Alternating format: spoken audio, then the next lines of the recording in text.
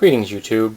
Many years ago, I had a roommate who took an old hammer handle he had that had no head, and he took a couple of large nuts, like this here, and he made a one-handed mace. It was pretty cool. So he stacked them one and one, so they were, oriented like that on the shaft. And it was pretty cool. I liked the idea. And I thought to myself, I should be able to make one of those.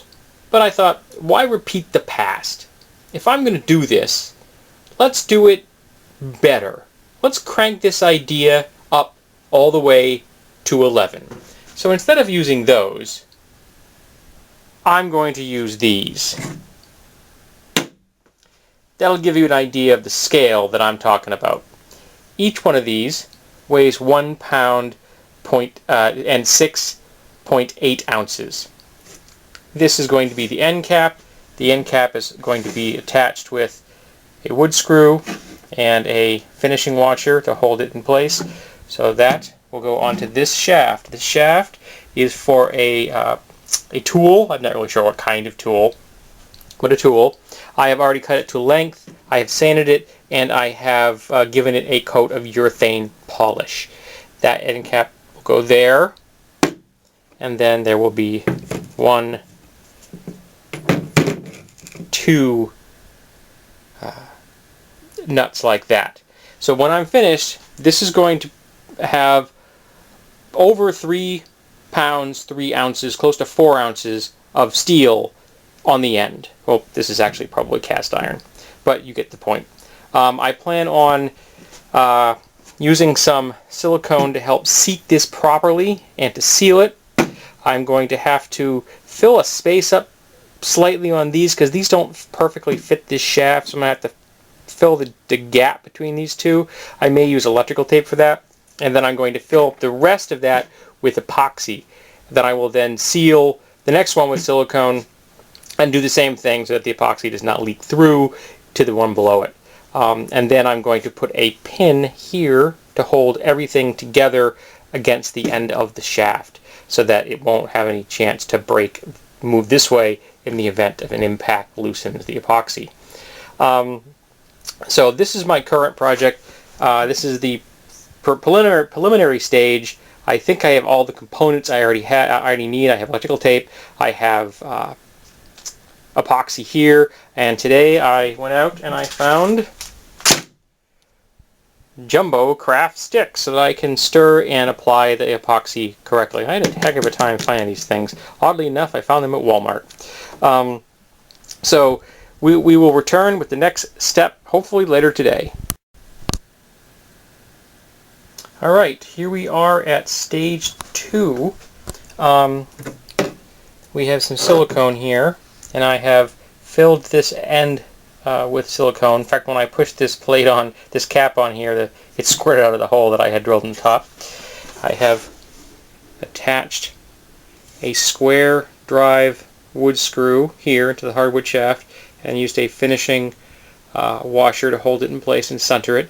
I ground a flat in this ridge already with a Dremel tool so that it would sit relatively square. It's not perfect. This is cast. It really wasn't worth my effort to grind it perfectly flat. As long as it holds everything in place, it's all good. And I have used this electrical tape here. Yeah, it's yellow. That's usual. It's useful for identifying things. In fact, I purchased that originally to identify the contents of a survival kit. And that is the square drive tool I used to drive the wood screw. So that is now going to be snug once I screw this in there. Next stage is to fill this gap in here with silicone so that it will not, the epoxy I'm eventually going to pour in there will not leak out. I am now at stage 3. This nut has been attached. There's a layer of silicone between the cap and the nut. There's a layer of electrical tape in here, as I showed you the first time. The epoxy didn't work out so well. I ended up using Gorilla Super Glue because my two-part epoxy had an air leak or something because it was rock solid. So it is useless to me. I threw that away. But I have some of this, so I put these vertically and I filled up that gap. It's hard to see, but that gap has now been filled up with the Gorilla Super Glue, which has another advantage, is it dries very quickly. So now we are at the next stage where I'm going to put silicone here, and put this in place, and more of that. Alright, I finished the last section that I needed to do. I went and bought myself a selection of cotter pins, very reasonably priced at like $3. I put one here, which I will put up here and show you like this, which will retain this in the case that the super glue I put in there somehow gives way. And there is, to be sure, there's a wood screw, square dry wood screw, holding the cap in place, along with a liberal application of silicone sealant. There is silicone sealant between the cap and the nut, first nut. There's a wrap of electrical tape in here. This was screwed onto the electrical tape. The remaining area was filled up with super glue. I then sealed this area with silicone. I put another layer of electrical tape.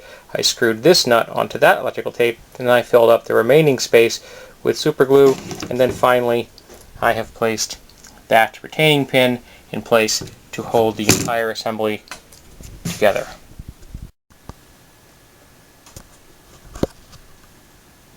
Here we go, my final showing of my new toy. This is my heavy mace. It took me several weeks to acquire all the components for it, but it only took me about 2 hours of total work to assemble it. And I thought, what better t-shirt to wear than this one?